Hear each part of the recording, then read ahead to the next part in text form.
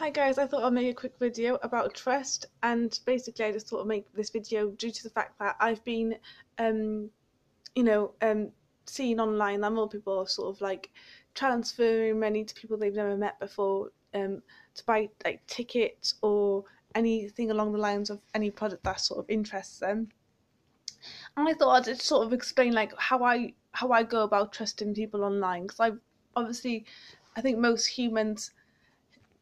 people generally have their trust broken at least once in their lifetime, and I think this trust breaking thing is coming up more so than it did ever before, because people are generally like forming bonds and relationships online and meeting people for the first time, and yeah, having to trust people that you've never met before but you've spoken to them online. And I think finding ways to sort of like safeguard yourself in a way would be really, really useful.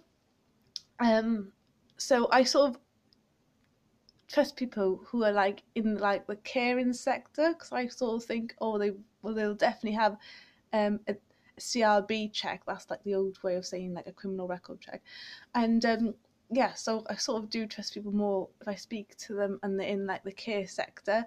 I also trust people more who are consistent. So like if there's a network marketing um, person who's been working within that field for a long time and they're consistent within their posts, they have a lot of supporters, and yeah, I'm more likely to trust a person who's sort of like consistent.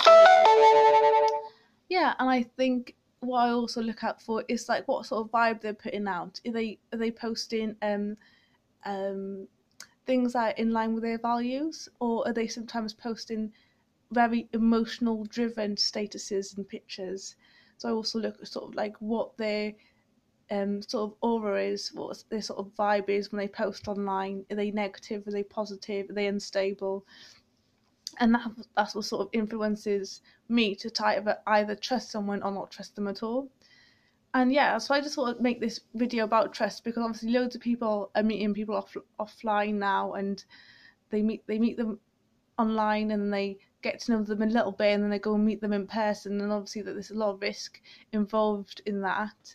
And years ago you wouldn't really talk to a stranger online. It wasn't that common to talk to a stranger and then just go and meet them randomly, but I think it's something that's happening every day now. And yeah, so if you have any tips on how you keep yourself safe when you're like meeting someone for the first time, and you've only spoken to them online, or if you've got any tips, if you're buying products from a person online, how do you make sure it's safe and that you're not going to get ripped off or there's not a scam?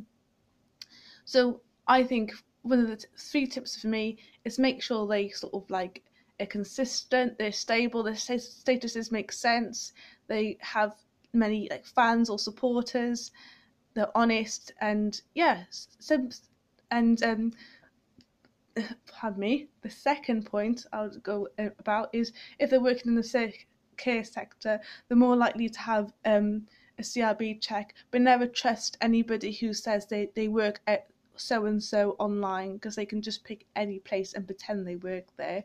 So you need to have like regular conversations with the person to develop some sort of impression on whether they are telling the truth or not. And if there's any gaps or red flags, accept that they're there and acknowledge them. And that's it really. Please comment below if you have any more tips. Thank you for watching this video.